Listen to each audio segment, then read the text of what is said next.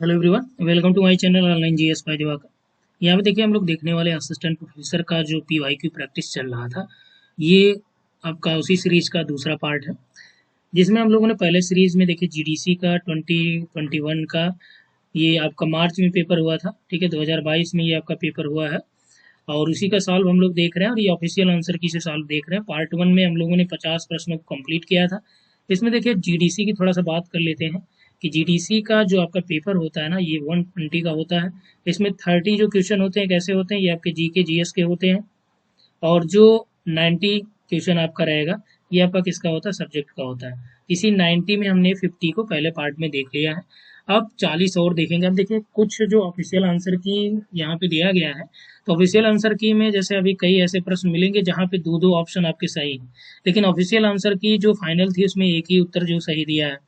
अब चूंकि हम लोग क्या करेंगे कि जो ऑफिशियल आंसर की में उत्तर है उसी को फोकस करते हुए चलेंगे। जहाँ पे दो क्वेश्चन या दो ऑप्शन सही हो सकते हैं उसके डाउट्स भी आपको यहाँ पे क्लियर कर देंगे कि यहाँ पे ये प्रश्न के ये उत्तर भी हो सकते हैं, क्यों हो सकते हैं वो भी आपको इन्फॉर्म करेंगे। ठीक है, तो चलिए यहाँ से स्टार्ट करते हैं। स्टार्ट करने से पहले ये देखिए आपके लिए बहुत ही गुड न्यूज़ है। यहाँ पे एक और महत्वपूर्ण सूचना आपको जल्द ही मिल जाएगी इस पे। तो ये बात कर रहा हूँ मैं एप्लीकेशन की। एप्लीकेशन आप क्या करिए, डाउनलोड जरूर कर लीजिएगा प्ले स्टोर में जाके।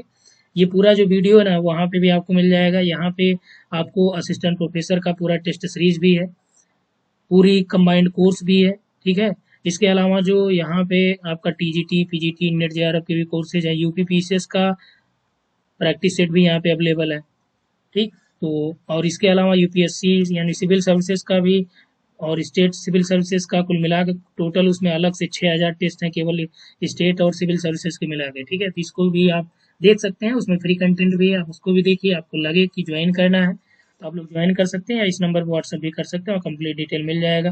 झारखंड झारखंड पीजीटी, एमपी और झारखंड, इन दोनों के भी बैच आपका जल्द ही स्टार्ट होने वाले हैं। तो यदि आप जुड़ना चाहते हैं तो इस नंबर पर व्हाट्सअप कर दीजिएगा, आपको अलग से व्हाट्सअप ग्रुप में ऐड कर दिया जाएगा।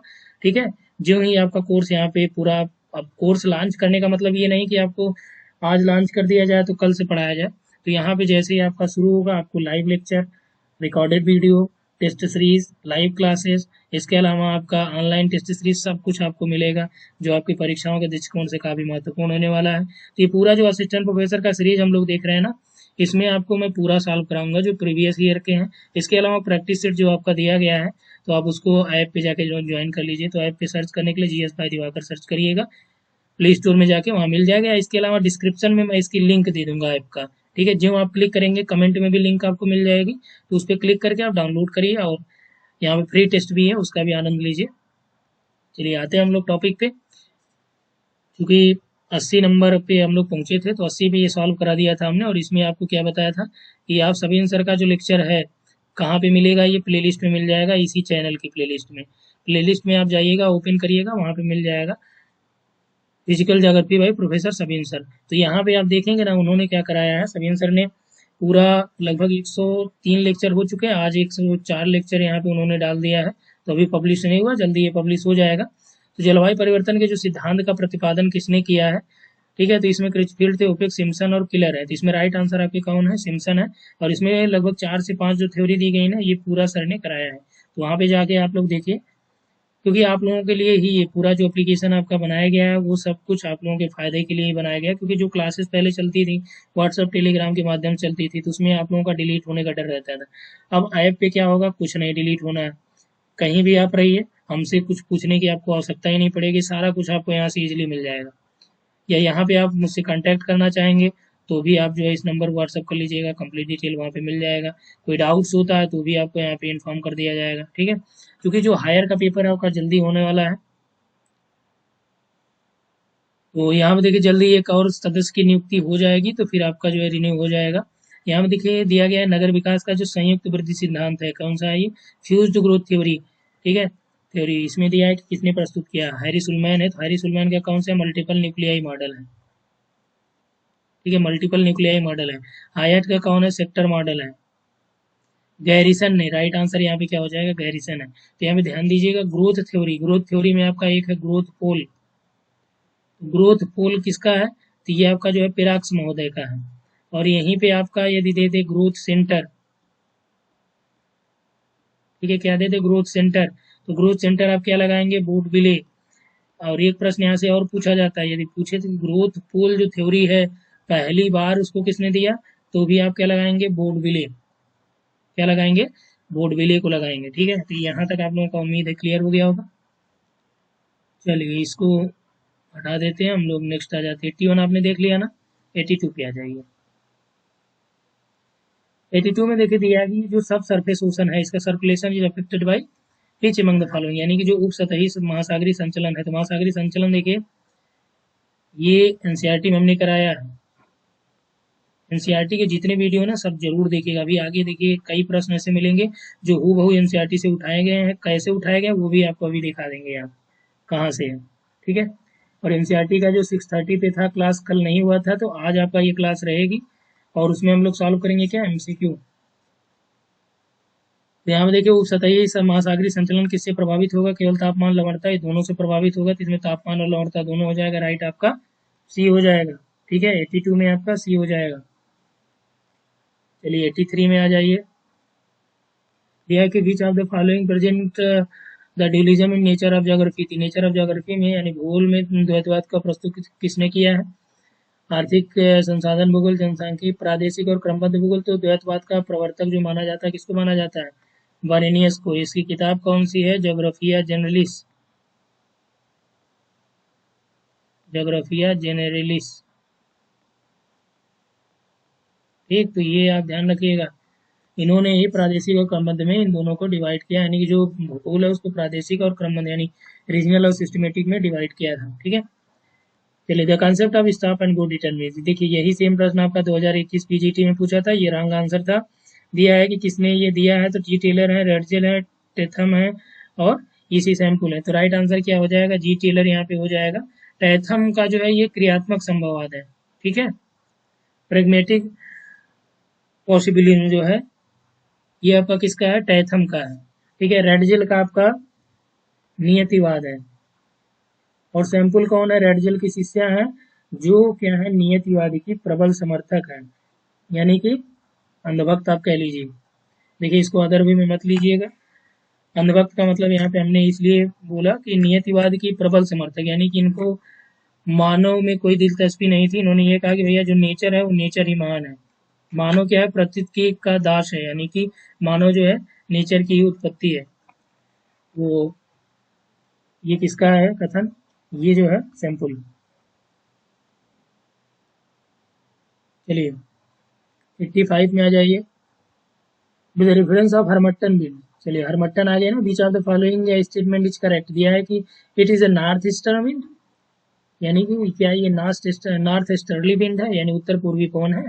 चलिए फिगर समझिए यहाँ से, वो हो ये तो आपका कौन बन गया, दक्षिण अमेरिका बन गया, हमें क्या बनाना है, अफ्रीका बनाना है। चलिए अफ्रीका में आ गए आप लोग, और यहाँ से आपका ये चलती है कौन सी, आपका हरमट्टन है, और इधर यहीं की आपका क्या चलती है, सिरोको चलती है।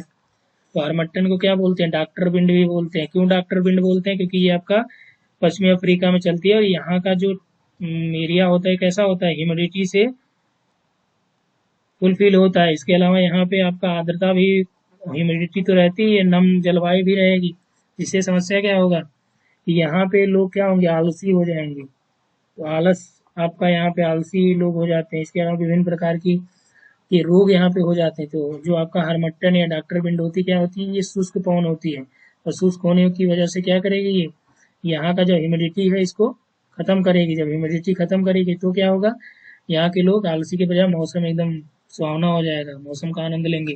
तो यही आपका इसीलिए कहा जाता है भैया ये जो हवाएं चल रही हैं कैसी हैं, डॉक्टर बिंड हो गई। तो देखिए कथन दिया है कि यह उत्तर पूर्वी पवन है, तो पहला राइट है। मई और जून महीने में पश्चिमी अफ्रीका में बहती थी, ये भी आपका राइट ही है। ठीक है, पश्चिमी अफ्रीका में ये प्रवाहित होती है।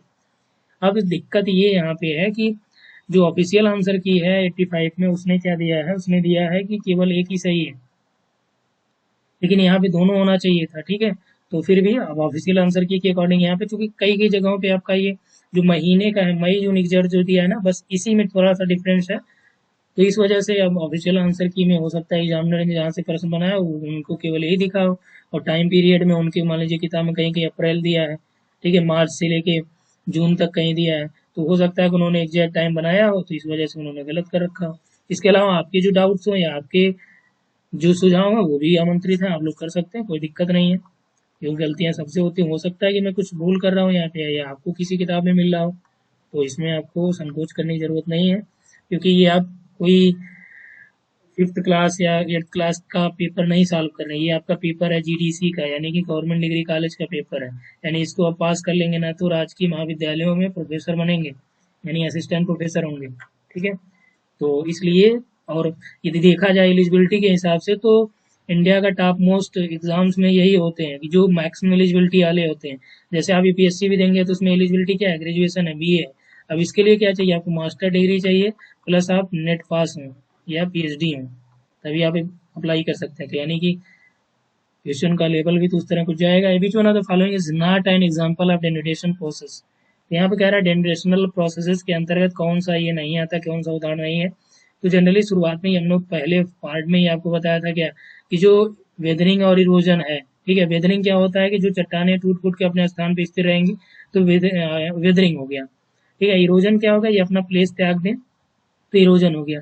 अब मास मूवमेंट देखिए कैसे डेनुटेशनल से कनेक्ट है, हालांकि डायरेक्टली कनेक्ट नहीं, तो लेकिन जो ऑफिशियल आंसर की में देखिए आपका डिपोजिशन जो है राइट आंसर दिया है, निक्षेपण जो है ये डेनुटेशन से या इसका प्रोसेस के अंतर्गत नहीं आएगा। तो मास मूवमेंट कैसे आएगा इसको समझिए थोड़ा सा। मास मूवमेंट का मतलब क्या होता है, बृहद संचलन होता है। तो मान लीजिए बड़ा सा चट्टान है और ये किसी स्लोप के अकॉर्डिंग आपका क्या हो रहा है, यहाँ पे ये नीचे की ओर खिसक रहा है। तो कैसे खिसकेगा, पहले तो ये इसमें आपका गुरुत्वाकर्षण बल काम करेगा, ये नीचे की ओर। ठीक है, इसके अलावा जो यहाँ पे मान लीजिए कि जो डिफरेंट टाइप के एजेंट हैं जो लैंडफॉर्म बनाने के, चाहे वायु हो गए, हिमनद हो गई, ठीक है, जो भी चीज़ें हैं या वर्षा वगैरह हो गए, टेम्परेचर, इसकी वजह से क्या होगी, इसमें चटकने आएंगी, धीरे धीरे नीचे की ओर खिसकेगा। तो इस वजह से इन्होंने क्या कर लिया कि भाई ये एक प्रकार से वेदरिंग और इरोजन के फॉर्म में आपका पॉसिबल हो सकता है।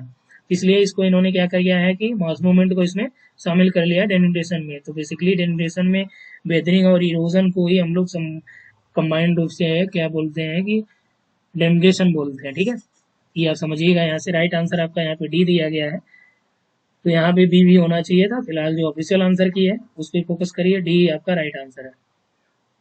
ठीक, क्योंकि देखिए ऑफिशियल आंसर की पे ही आप फोकस किया करिए, लॉजिक चीज़ें आपके काम नहीं आती एग्जाम में। क्योंकि आप जानते ही हैं कि जो कमीशन है वो जल्दी मानेगा नहीं, आप चाहे कोर्ट जाइए, इधर जाइए उधर जाइए, टाइम परेशान होंगे। फाइनली कभी कभार ये मान जाता है तो मान जाता, नहीं तो ज़्यादातर केसों में क्या होता है कि आपके जो टाइम है यही ज़्यादा चाहते हैं। तो आप एक टाइम के बाद क्या होते हैं, थोड़ा सा नर्वसनेस फील करते हैं, कहते हैं यार कि छोड़ो जाने दो, दूसरा वाला एग्जाम आ गया, इसको देख लेते हैं।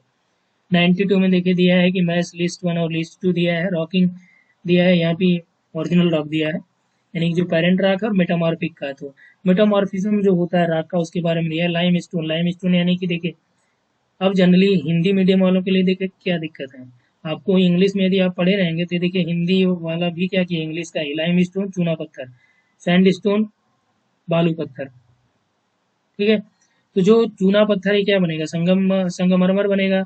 सैंडस्टोन क्या बनेगा, क्वार्टजाइट बनेगा। 92 में देखिए एक्चुअली हम लोगों ने क्या कर रखा है, ये ऊपर हम लोगों ने कौन सा प्रश्न देखा,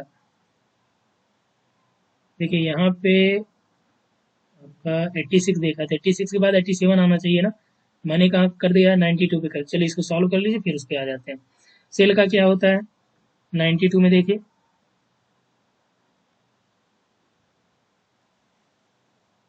तो लाइम स्टोन का आपका संगमरमर हो गया, और सेल का आपका स्लेट होता है, ग्रेनाइट का नीस होता है। ठीक है, और फर्स्ट पार्ट में आपने देखा होगा ग्रेनाइट का जो चट्टानों के बारे में दिया गया था, जबकि ग्रेनाइट कैसी आग्नेय है, और उन्होंने क्या कर रखा था, बोला है कि नहीं ग्रेनाइट जो है आग्नेय और कायांतरित दोनों में आ जाएगा, कायांतरित दोनों में। ये किसने दिया है, ऑफिशियल आंसर के पहले पार्ट में देखिएगा वहाँ लिखा गया है।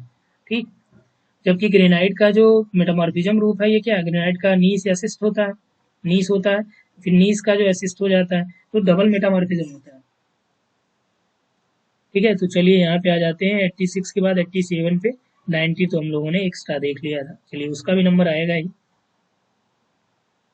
87 में देखिए यह है कि मैच लिस्ट 1 और लिस्ट 2, देखिए जो आप लोगों का टेस्ट सीरीज हमने वहाँ पे प्रोवाइड कराया है, तो टेस्ट सीरीज वो आपके एग्जाम के लेवल की ही है। इसके अलावा अभी उस पर ढेर सारी चीज़ें अपलोडिंग करनी है, ठीक है, पूरा यूनिट वाइज टेस्ट सीरीज वहाँ पे हमने अपलोड ही कर दिया विद आंसर की। अभी उसका एक्सप्लेनेशन नहीं ऐड है, वीडियो एक्सप्लेनेशन भी मिलता है आपको, तो अभी ऐड नहीं हुआ, अभी 4-5 वीडियो का एक्सप्लेनेशन ही वहाँ पे ऐड हुआ है। इसके अलावा वहाँ पे पूरी टेस्ट है, उसका आंसर की ऐड है, इसको आप प्रैक्टिस कर सकते हैं और जल्दी आपको यहाँ पे एक्सप्लेनेशन भी ऐड कर दिया जाएगा। तो लिस्ट 1 लिस्ट 2 में देखिए दिया है कि ऑयल रिफाइनरी और स्टेट ऑफ इंडिया यानी किस राज्य में है। कोयली कहाँ पे है, ठीक है, कोयली आपके गुजरात में है। बरौनी आपका कहाँ पे, बिहार में है। ठीक है, नागापट्टिनम आपका तमिलनाडु, नुमानीगढ़ आपका असम में है। तो मैच कराइए, कोयली गुजरात, ए का 3, ए का 3 केवल एक ही बी ऑप्शन। ठीक है, चलिए नेक्स्ट आ जाइए 88। 88 में दिया है लैंडफॉर्म दिया है, इसके एजेंट दिया है, यानी कि जो एजेंट है क्या है, स्थलाकृति जो बनी है और कौन अभिकर्ता किसके द्वारा बनी है। जलगर्तिका यानी पोर्ट होल किससे बनता है, 88 में देखिए पोर्ट होल किससे बनेगा, नदी से यानी रिवर से। घोल रंध्र यानी कि सिंक होल, सिंक होल किससे बनेगा, अंडरग्राउंड वाटर से। जो पालसा है ये पेरी ग्लेशियर से बनता है और लूनेट आपका विंड से निर्मित स्थलाकृति है। तो राइट आंसर क्या हो जाएगा इसमें, ए का 2 बी का 1, ए का 2 बी का 1। ठीक है, सी में आ जाइए, सी में 4, तो यहाँ पे सी में 4 यानी बी ऑप्शन राइट हो जाएगा।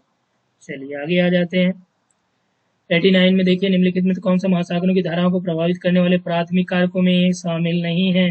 कोरियालिस है, गुरुत्वाकर्षण है, पवन है, महासागरों की स्थलाकृति है। तो हमने आपको देखिए एनसीईआरटी का महासागरीय संचलन आपने पढ़ा होगा, वहां पे हमने मेंशन किया था, हमने क्या मेंशन किया था, एनसीईआरटी ने खुद लिखा। ठीक है, कि महासागरीय संचलन को प्रभावित करने वाले दो कारक है, प्राइमरी और सेकेंडरी। ठीक है, चलिए दिखा देते हैं, क्योंकि आप लोगों में कुछ को ये लगता है कि भाई झूठ बोल रहे हैं। चलो आ जाते हैं। सो आपके सामने दिख रहा होगा एनसीईआरटी है, भौतिक भूगोल का मूल सिद्धांत, क्लास है 11th की। ठीक है, इसका पूरा लेक्चर हमने आपको 34 लेक्चर में पूरी एनसीईआरटी कंप्लीट किया है, और इसको देखना मत भूलिएगा, क्योंकि यहाँ पे हमने कुछ एक्स्ट्रा चीजें भी ऐड की हैं। जैसे कि यहाँ पे देखिए आपसे प्रश्न जो पूछा जीडीसी में, कि प्राथमिक बल जो महासागरीय धाराओं को दो प्रकार के बल प्रभावित करते हैं, प्राथमिक और द्वितीयक। प्राथमिक क्या करते हैं, गति को चालू करते हैं, और द्वितीयक क्या करते हैं, ये धाराओं के प्रवाह को कंट्रोल करते हैं। प्राथमिक में देखिए क्या है, जो धाराओं को प्रभावित करते हैं वे कौन से हैं, सौर ऊर्जा से यानी कि सोलर एनर्जी एक तो आपका हो गया, दूसरा देखिए विंड है, तीसरा ग्रेविटेशनल फोर्स और चौथा कोरियालिस फोर्स है। प्रश्न पे आ जाइए, प्रश्न में क्या कह रहा है, कोरियालिस है, गुरुत्वाकर्षण है, पवन है। अपने पास क्या है, वायु हो गया, कोरियालिस हो गया, गुरुत्वाकर्षण हो गया, तीनों मिल गया ना, चौथा यही सौर ऊर्जा होना चाहिए था। उसमें उन्होंने क्या कर रखा है, महासागरीय बनावट रख दिया है। तो महासागरीय बनावट क्या करेगा, ये धाराओं के प्रवाह को एक कंट्रोल करेगा, क्योंकि जहाँ पे आपका जैसे महासागरीय धाराएं, यदि आप यहाँ पे देख लीजिए गल्फ स्ट्रीम का, तो यहाँ पे फाकलैंड की जो यहाँ पे आपका गल्फ स्ट्रीम जो है जब यहाँ पे आएगी फ्लोरिडा अंतरिक्ष के पास, तो फ्लोरिडा की धारा कही जाएगी। तो फ्लोरिडा के पास क्या होगी, बनावट अलग है, तो यहाँ पे ये घूम जाएगी यही और आगे ये बढ़ जाएगी। ठीक है, तो ये महासागरों के तल की स्थलाकृति जो है ये आपका क्या करेगी, सेकेंडरी में आ जाएगी, फर्स्ट में नहीं आएगी। तो फर्स्ट में कोरियालिस, ग्रेविटेशन और ग्रेविटी और विंड। ठीक है, तो उम्मीद है आप एनसीईआरटी के महत्व को समझ रहे होंगे। और इसके अलावा समीन सर की किताब आप पढ़ेंगे तो उसमें ये चीजें हैं। ग्रेनाइट निम्नलिखित में से किस प्रकार की चट्टान है, अब देखिए आ गया प्रश्न वही। तो केवल आग्नेय है, केवल रूपांतरित है, आग्नेय और रूपांतरित दोनों है, या आग्नेय और अवसादी है। ठीक है, तो 90 नंबर का जो राइट आंसर आप ऑफिशियल आंसर की से हम लोग बात करें तो इग्नियस और मेटाफॉर्मिक दोनों दिया, जबकि केवल होनी चाहिए, इग्नियस होनी चाहिए। इसके अलावा आप भी अपना यहाँ पे सजेशन दे सकते हैं जो आपको लग रहा हो कि ईमानगर्द जो है किस सागर में है। अब देखिए सजेशन का मतलब ये नहीं कि कुछ भी दीजिएगा, एक बार आप अपना किताब देख लीजिएगा जो आपके पास हो, फिर उसके बाद बताइएगा। ठीक है, क्योंकि कोशिश यहाँ पे की जाती है, जो आप एक किताब देखते होंगे, हम लोग 4 से 5 किताबों को देख के फिर यहाँ पे आपका सॉल्व किया जाता है। तो जिससे क्या होता है कि आपको डाउट्स न रहे। इसके बावजूद भी जैसे आपको डाउट्स हैं तो आप कमेंट में कर सकते हैं, कोई दिक्कत नहीं है उससे। देखिए यहाँ पे दिया है कि जो केमान गर्थ है, केमान ट्रफ है, वो कहाँ पे स्थित है, किस में, मेडिटेरेनियन में, रेड में, कैरिबियन में, या येलो में, कहाँ पे है ये आपका। तो राइट आंसर यहाँ पे क्या है, कैरिबियन सी में है, तो ये आपका राइट है, केमान गर्थ जो है कैरिबियन अटलांटिक। चलिए आगे आ जाइए, यहाँ पे आपका जो दिया गया है सूची 1 और 2 को मिलान कर नेम ऑफ ट्रॉपिकल साइक्लोन है, और रीजन कहाँ पे आता है, तो उष्णकटिबंधीय है। तो हरिकेन आपका कहाँ पे आ जाएगा, हरिकेन यूएसए में आएगा। ठीक है, और विली विली कहाँ पे आ जाएगा, ऑस्ट्रेलिया में आ जाएगा। टाइफून आपका जापान में है, टाइफून आपका दक्षिणी चीन सागर में आता है ना। मैच कराइए, ए का 3 बी का 4, ए का 3 बी का 4 सी का आपका 1 हो गया। ठीक है, फर्स्ट ऑप्शन यहाँ पे आपका राइट हो जाएगा। ठीक है, तो यहाँ पे हम लोग 97 आ गए। चलिए फिर वही हुआ 92 वाला जो हम लोगों ने देखा था, उसमें आ जाइए 92, क्योंकि देखिए दोनों पेज पे है ना ये, इसलिए थोड़ा सा ये सॉल्व करते समय जो है हो जा रहा है, तो आप लोग यहाँ पे समझ लीजिए, कोई दिक्कत इससे है नहीं, क्योंकि प्रश्न आपको वो भी सॉल्व करने ये भी सॉल्व करने हैं, बस अंतर इतना हो जा रहा है, आगे पीछे हो जा रहे हैं। सो हम लोग यहाँ पे देखते हैं, दिया है कि हु अमंग द फॉलोइंग, 93 है ना, 92 हमने सॉल्व भी करा दिया इसके पहले।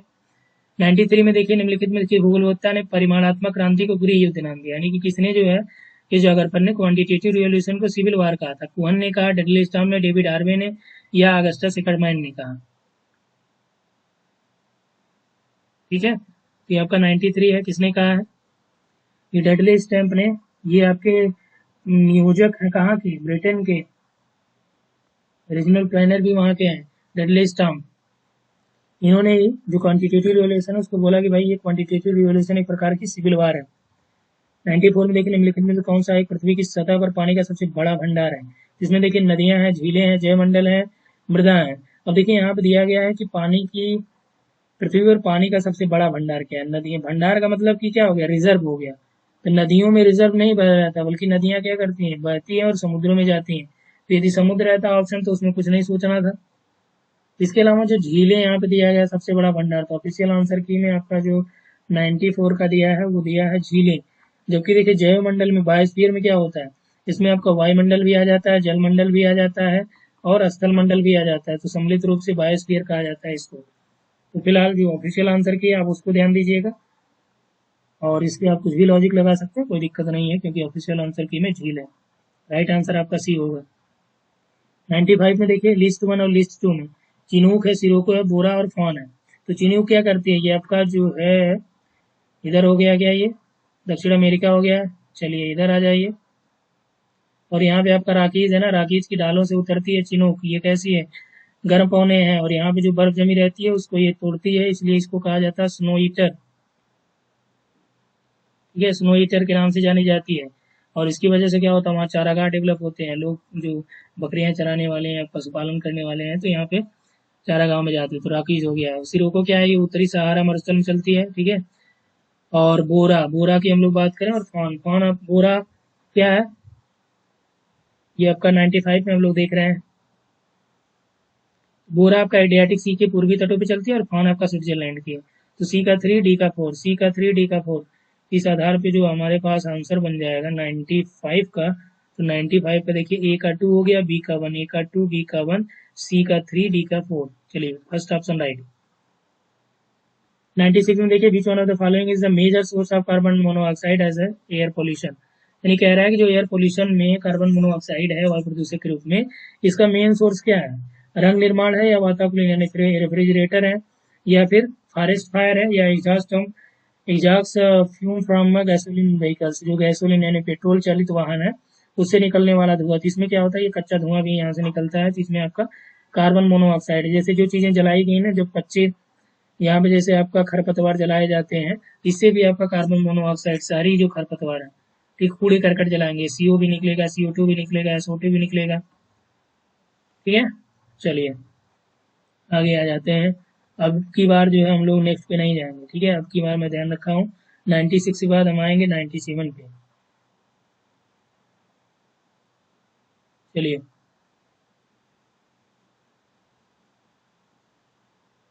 ठीक है, 97 आपने क्लियर ही कर लिया। अब 98 पे आ जाइए। इसमें दिया है कि देखिए ये मोस्ट इंपॉर्टेंट है, और ये इंटरव्यू में देखिए, हायर के इंटरव्यू में पिछली बार यहाँ से एक दो प्रश्न आपसे पूछे गए थे एग्जाम में, इंटरव्यू में, कि जो क्यूमुलेटिव कॉजेशन मॉडल है जिसने दिया है, ये पूछा गया प्रश्न है, इंटरव्यू में आपसे पूछा गया था। देखिए ये इंटरव्यू में जैसे AU के जब जाएंगे ना एक्सपर्ट, तब ज़्यादातर यहाँ से आपका, जैसे अब नाम मैं यहाँ पे रिवील नहीं करना चाहता हूँ, वो कुछ एक्सपर्ट्स यहाँ पे हैं AU के, जो एक्सपर्ट्स हैं किसके, ह्यूमन ज्योग्राफी के। तो अगर वो इंटरव्यू में आपके बैठ रहे हैं, और जैसे आप कभी BHU से आ गए हैं, तो BHU के आए हैं, तो उनका प्रैक्टिकल पोर्शन को ज़्यादा पूछ सकते हैं। ठीक है, तो यहाँ पे देखिए आपका स्कॉलर और मॉडल की हम लोग बात करें, तो मृडाल ने क्या दिया है, संचयी कार्यक्रम मॉडल, या राइट है। यहाँ से प्रश्न एक बार रहता है, ये मान चलिए, जो ट्रांसपोर्टेशन मॉडल है ये क्या है, ये टापे का है, गुरिल का है, ठीक है, मोल्ड भी है, गोल्ड मोल्ड करके हैं, इसके अलावा स्थानिक अंतर क्रिया मॉडल जो परिवहन से संबंधित है, ये आपका उलमैन का है। यूजीसी नेट में जो आपका सेम यही पूछा जाता है, मैक्सिमम बार पूछा गया है। इन्होंने तीन तरह की क्रियाएं इसके बारे में बताई थी उलमैन ने स्थानिक अंतर क्रिया मॉडल में, ठीक है, स्पेशल इंटरेक्शन मॉडल में। बोर्डविले ने क्या किया, ये ग्रोथ सेंटर या ग्रोथ पोल थ्योरी के प्रथम प्रतिपादक के रूप में इसे जाना जाता है। फ्रीडमैन का जो है ये कोर पेरीफेरी मॉडल है, और फ्रैंक का निर्भरता यानी डिपेंडेंसी मॉडल है। ये राइट है, इसमें बी ऑप्शन आपके रॉन्ग हो जाएंगे, और यही पूछा भी है। तो नहीं वाला फोकस करके देखा। चलिए 99 में देखिए निम्नलिखित में किसने लेविन्सराम की अवधारणा का प्रतिपादन किया। तो लेविन्सराम ये रेड जेल की राइट है। अब देखिए आगे आपको मैच कराना है, यहाँ पे राइटर दिया गया है, और ये क्वेश्चन नंबर कौन सा है, 100 नंबर है, ठीक है। 100 नंबर देखिए, हार्टसोन का नेचर ऑफ ज्योग्राफी, हार्वे का एक्सप्लेनेशन इन ज्योग्राफी है, ठीक है। आर ई डिकिंसन का the makers of modern geography, और कंपरेटिव ज्योग्राफी जो है इसकी किसकी है, ये कॉलरेटर की है। इस आधार पर देखिए 1 का 2 हो गया, बी का 1, ए का 2, बी का 1, ठीक है। अब 2 ऑप्शन यहाँ पे एलिमिनेट कर दीजिए। फिर आ जाइए सी में 4, सी में 4 यानी बी ऑप्शन राइट। तो 100 का जो हो जाएगा क्या हो जाएगा, बी हो जाएगा। चलिए नेक्स्ट आ जाइए इधर।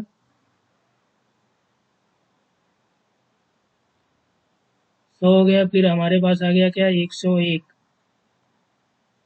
और इसमें देखिए दिया गया है कि किस अक्षांश रेखा की वास्तविक लंबाई भूमध्य रेखा की आधी है। तो ये आपका राइट आंसर इसमें 60 डिग्री का है। और उत्तराखंड में जो मंदाकिनी नदी है, इसमें कह रहा है कि निम्नलिखित में से और किस नाम से मंदाकिनी को जाना जाएगा। तो मंदाकिनी को और किस नाम से जानते हैं, इसको जानते हैं काली गंगा, ठीक है। अब ऑफिशियल आंसर के अकॉर्डिंग हम लोग बात करें तो यहाँ पे देखिए आपका इसमें भी राइट है, ये भी आपका राइट है। और 103 की हम लोग बात कर लें तो 103 में देखिए खनिज का मिलान करना है आपको। इसमें दिया है कि कायनाइट है, डोलोमाइट है, स्टेराइट है, एपेटाइट है, ठीक। तो खनिजों का लगभग ये तीसरा प्रश्न है खनिज से रिलेटेड। 103 नंबर में देखिए कायनाइट का आपका सीसा से निर्माण ये होता है। डोलोमाइट की हम लोग बात करें तो डोलोमाइट आपका ये इस्पात में यूज होता है। स्टेराइट जो है ये साबुन में आता है, ठीक है। एपेटाइट जो आपका उर्वरक में यूज होता है। तो ऑप्शन देखिए, ए का 4, बी का आपका 3 हो गया, इसका 2 हो गया, 1, 4 3 2 1, ये ऑप्शन राइट हो जाएगा। चलिए 104 देखिए यहाँ पे दिया गया है कि इसको हम लोग क्या करेंगे, अलग से हमने आपको बताया है कि क्योंकि 40 प्रश्न हम लोग को देखने हैं, तो अलग से मैं जितने मैथमेटिकल वाले हैं, ठीक है, क्योंकि इसमें और चीज़ें आपको वहाँ पे आरएफ वगैरह के बारे में पूरा डिटेल बताना पड़ेगा, तो जो आपका क्वेश्चन है वो और लंबा हो जाएगा यानी वीडियो। तो यहाँ पे अभी केवल आप 40 प्रश्नों को फोकस करिए। अलग से मैं आपको 2017 का भी जो मैथमेटिकल वाले हैं, प्रैक्टिकल वाले हैं, और 2021 का, 2012 का, 2013 का, केवल जीडीसी की मैं बात कर रहा हूँ अभी। जीडीसी का अलग से कराएंगे साल, ठीक है, 12, 13, 17 और 21। और इसका पीडीएफ जो है डिटेल सॉल्व का आपको ऐप पे भी मिल जाएगा। और चूंकि अभी जो आपका मार्केट में कई किताबें हैं तो उसमें भी क्या चल रहा है, करेक्शन चल रहा है, तो उसको भी मैं चेक करके करेक्ट करके जो आपको प्रोवाइड कराऊंगा, तो वो करेक्शन का पीडीएफ भी प्रोवाइड कराऊंगा। क्योंकि बहुत सारी गलतियां, चाहे जीपी की बात करें, यूथ की बात करें, या और भी जो पब्लिकेशंस आपको मिलते होंगे, तो कहीं ना कहीं गलतियां हैं। तो जाहिर सी बात है भाई, गलतियां सबसे होती हैं, तो उनमें भी है। तो किसी क्षेत्र के मानचित्र पर जिसका मापक जो है 1:40,000 यानी 40,000 है, कह रहा है कि दो स्थानों के बीच की दूरी 4 सेंटीमीटर है, और उसी क्षेत्र पर जो हवाई छाया चित्र है, ठीक है, उन्हीं दो स्थानों के बीच की जो दूरी है वो 10 सेंटीमीटर है। कह रहा है जो हवाई छाया चित्र का मापक होगा, ठीक है, वो कितना होगा, अरे अब कितना होगा उसका, 1:20,000 यानी कि 20,000 होगा। कैसे होगा ये डिटेल हम लोग बाद में करेंगे। 105 देखिए, इसको पूरा हमने जो है आपका जो ऐप है, ठीक है, ऐप पे जाइएगा, और जो पूरा फुल कोर्स है उसमें हमने पॉपुलेशन ज्योग्राफी में स्पष्ट रूप से कराया कि अनुकूलतम जनसंख्या सिद्धांत किसके द्वारा सर्वप्रथम प्रस्तुत किया गया, ध्यान रखिएगा। ऐसा नहीं कि किसने, तो ये चारों है, कार्ल सैंडर्स भी है, कैनन भी है, रॉबिन्सन भी है, सिडविक भी है, चारों आपके जो है ऑप्टिमम पॉपुलेशन थ्योरी में है, ठीक है, उससे रिलेट करते हैं। लेकिन यहाँ पे पूछ रहा है कि किसने दिया है पहली बार, तो पहली बार जो किया है ये सिडविक ने किया है, ठीक है। कैनन भी है, रॉबिन्सन भी है, कार्ल सैंडर्स भी है। तो इसका पूरा डिटेल आपको देखिए यूट्यूब पे भी आप सर्च करेंगे ना, अनुकूलतम सिद्धांत एमसीक्यू, वो भी आपको मिल जाएगा। उसमें भी हमने पूरा डिटेल में ये मेंशन कर रखा है, इस पे क्वेश्चन भी आपको कराया है। The dead valley is known beach among the following, तो डेड वैली किस नाम से, किसके लिए जानी जाती है। एक तो ये गहराई के लिए भी जानी जाती है, निम्नतम स्थान भी है, इसके अलावा बेसिकली ये जानी जाती है अत्यधिक उष्णता के लिए, ठीक है, एक्सट्रीम हीट के लिए जानी जाती है ये। तो आगे हम लोग 106 पे, चलिए आ जाइए 107 पे।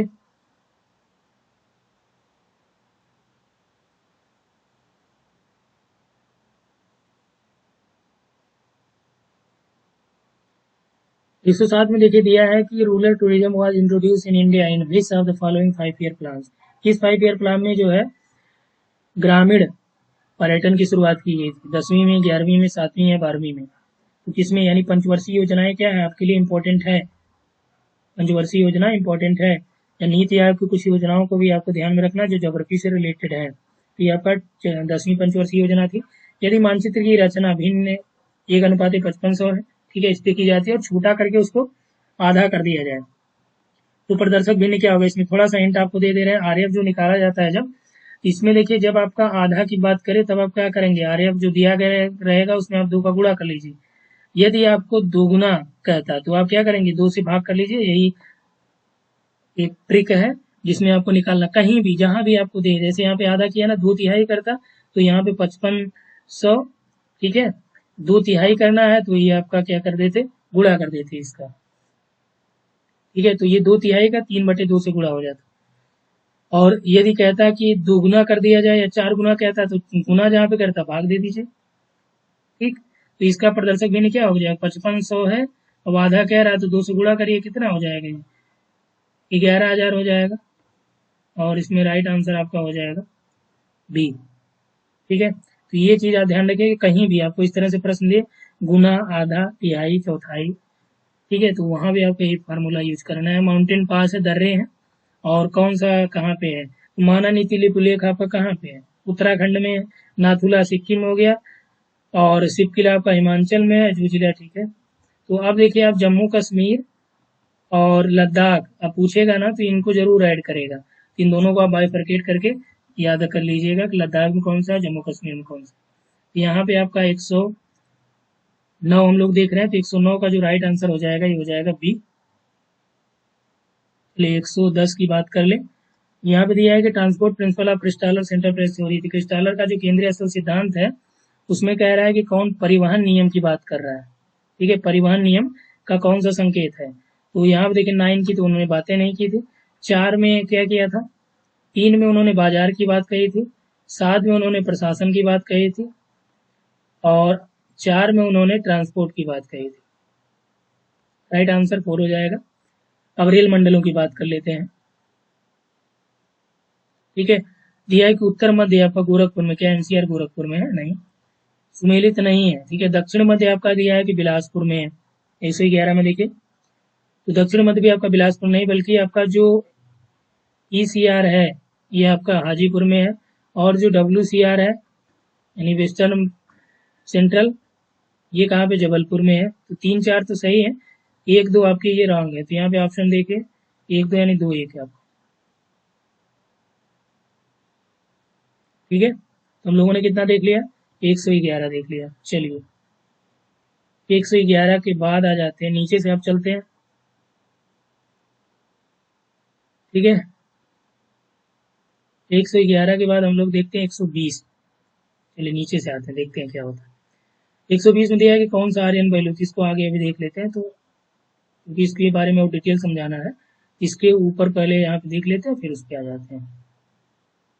111 के बाद आप देख लीजिए 112, जो बिग इंच पाइपलाइन है यूएसए की है। ये देखिए यही सेम प्रश्न आपका कब पूछा गया था? पीजीटी में पूछा गया था। बिग इंच पाइपलाइन में जो है किसका परिवहन होता है? इसमें देखिए आपका दिया है कि वाटर है, लिक्विड पेट्रोलियम गैस है, मिल्क है, पेट्रोलियम है, तो ये आपका पेट्रोलियम का होता है 112। और 113 में देखिए कौन सा देश जो स्थल आवृत देश नहीं है? स्थल आवृत्ति का मतलब क्या होता है? ये कंट्री हो गई जिसमें जो चारों तरफ से क्या हो, स्थल से घिरा हो, यानी कि उसका जो है जल से कोई दूर दूर तक न, जल का मतलब समुद्रों से, तो वह आपका समुद्र के किनारे हो जाएगा। भूटान, नेपाल, अफगानिस्तान, ठीक है, चारों तरफ से क्या है ये आपके स्थल से आबद्ध है। चलिए नेक्स्ट है 114 में देखिए दिया गया है कि निम्नलिखित में से किसने ज्वार की उत्पत्ति का स्थैतिक तरंग दिया? तो देखिए ज्वार की उत्पत्ति के बारे में जो सिद्धांत हमने आपको कराया वो डिटेल में आप जाके देख लीजिएगा। कहाँ पे आपको ये मिलेगा? एनसीईआरटी में। देखिए एनसीईआरटी में चूंकि डिटेल सिद्धांत के बारे में नहीं दिया, लेकिन हमने क्या किया, अलग से एक्स्ट्रा चीजें ऐड करके उसमें सिद्धांत का एक्सप्लेनेशन पूरा किया है चारों का। यहाँ पे जो हैरिस का सिद्धांत है स्थैतिक, इसे दोलन सिद्धांत के नाम से भी जाना जाता है। विलियम वेविल का कौन सा है? प्रगामी तरंग सिद्धांत है। डार्विन का आप लोग बताएंगे। किसने पृथ्वी को प्राकृतिक प्रदेशों में डिवाइड किया? तो प्राकृत में देखिए आपका जो है हर्बर्टसन ने किया है, ठीक है। और लिपले का आप लोग कमेंट करिए। कार्य समाज इस तरह से था, समाजशास्त्री हैं लिपले, इनके बारे में कमेंट करके बताइए इन्होंने क्या दिया था। Which one of the following language is not among the principal language of Jammu Kashmir. तो जम्मू कश्मीर की जो मुख्य भाषा कौन सी नहीं है, पहाड़ी है, बाल्टी है, पश्तो है, पंजाबी है। तो कौन सी यहाँ की लोकल तो है लेकिन मेन लैंग्वेज नहीं है। तो यहाँ पे देखिए आपका जो पश्तो है ये आपका प्रमुख भाषा में नहीं है। और 117 में देखिए दिया है कि दो पारितंत्रों के बीच का जो ट्रांजिशन जोन होता है वहाँ पे क्या होता है, एक टोन होता है, ये भी आपका राइट हो गया। 118 में आ जाइए कि निम्नलिखित में से कौन सा मानचित्र प्रक्षेप को अंडाकार होमोलोग्राफिक प्रक्षेप भी कहते हैं। तो मार्केटर है, बोन है, मालविड है या सिनुसॉइडल है। 118 का जो राइट आंसर हो जाएगा ये आपका मालविड जो प्रक्षेप होता है।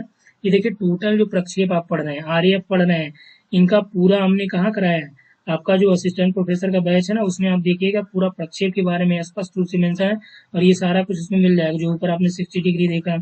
आगे एक आपसे पूछा गया था कि 45 डिग्री का जो प्रक्षेप आपका है ये पूरा, ठीक है। तो बोन, मर्केटर, सिनुसॉइडल, मार्डविस सबके बारे में हमने डिटेल में ऐड कर दिया है, उसको लोग आप लोग जाके कोर्स में देख सकते हैं। 118 में ये हो गया।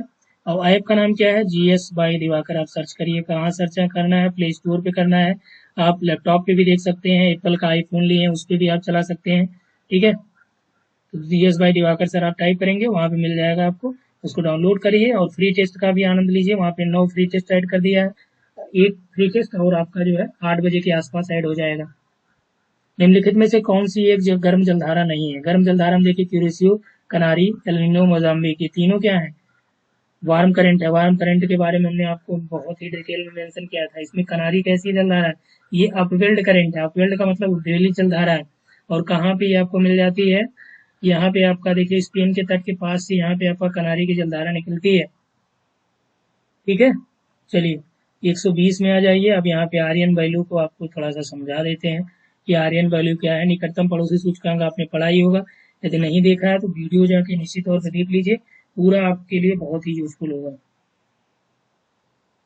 तो यहाँ पे देखिए जो दिया गया है कि आर्यन वैल्यू के बारे में कि कौन सा इसमें जो है यादृच्छिक वितरण को प्रदर्शित कर रहा है, कि रैंडम पैटर्न को कौन सा बता रहा है। इसके बारे में थोड़ा सा समझ लीजिए कि क्या होता है आर्यन वैल्यू, चूंकि आपने निकटतम पड़ोसी सूचकांक पढ़ा ही होगा, NNI, ठीक है। इसका थिकनेस थोड़ा सा ये कम कर देते हैं। चलिए यहाँ पे आर्यन की बात हम लोग कर लें। आर्यन वैल्यू यहाँ पे दिया है कि कौन सा रैंडम है, तो जो राइट आंसर इसका हो जाएगा बी हो जाएगा। कैसे होगा, इसको 0 से हम लोग स्टार्ट करते हैं और कहाँ तक जाते हैं, 3 तक जाते हैं।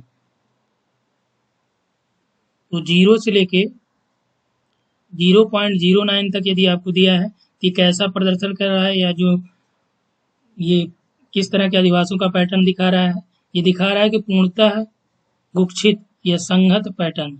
संघत कैसा, पूर्ण संघत, कॉम्पैक्ट,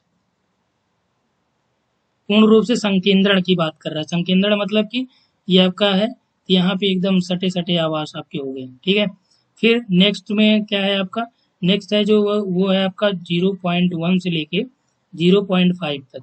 तो ये क्या कर, ये दिखाता है, ये दिखाता उच्च संकेंद्रण, ठीक है। उच्च संकेंद्रण यानी कि जो अधिवासों का संकेंद्रण है वो उच्च है। लेकिन अगर 0 हो जाएगा तो यानी कि पूरी तरह से संकेंद्रित है, कि भैया गुच्छे नुमा है, ठीक है। उसके बाद देखिए 0.51 से लेके 0.99 तक जो है पैटर्न, ये क्या दिखाता है, ये दिखाता है गुच्छेदार प्रक्रम, गुच्छेदार क्रम, ठीक है। और यही आपका 0.1 से लेके 1.19 तक यदि है तो ये क्या दिखाएगा, ये आपका दैव प्रतिरूप दिखाएगा। यह क्या दिखाएगा, यह आपका यादृच्छिक प्रतिरूप यानी कि रैंडम डिस्ट्रीब्यूशन दिखाएगा, या इसे हम लोग क्या बोलेंगे, संभाव्यता प्रतिचयन भी बोलते हैं, ठीक है। प्रोबेबल सैम्पलिंग भी है। तो इसको ध्यान रखिएगा, दैव प्रतिरूप या रैंडम प्रतिरूप। और यही 1.2 से लेके 1.49 तक जब जाएगा तब इस तरह में जो अधिवासों का प्रतिरूप होगा ये उपागमीय रहता है, ठीक है। चलिए कलर चेंज कर देते हैं। ये ध्यान रखिएगा, ये आपका यूजीसी नेट के लिए भी इम्पोर्टेंट है और हायर के लिए तो है ही।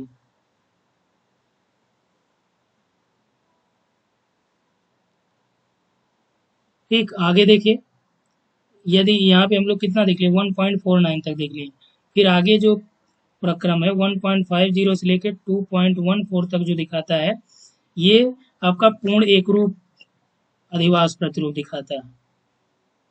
पूर्ण एकरूप या अधिवासित प्रतिरूप या परिक्षेपित कह लीजिए आप, ठीक है।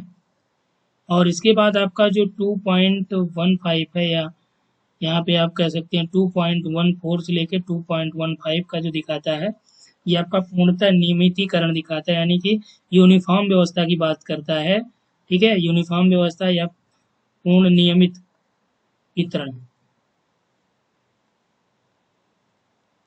और सबसे लास्ट में जो है 2.15 से लेकर 3.0 तक जो है, ये पूर्ण प्रविकीर्ण है,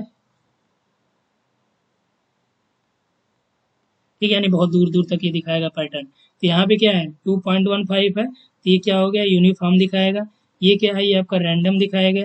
ये आपका पूरा जो है कॉम्पैक्ट की बात करेगा आर्यन वैल्यू में, ठीक है। तो ये तो उम्मीद है आप लोगों को पूरा समझ में आया होगा। आज का सेशन ये वाला यहीं तक रहेगा।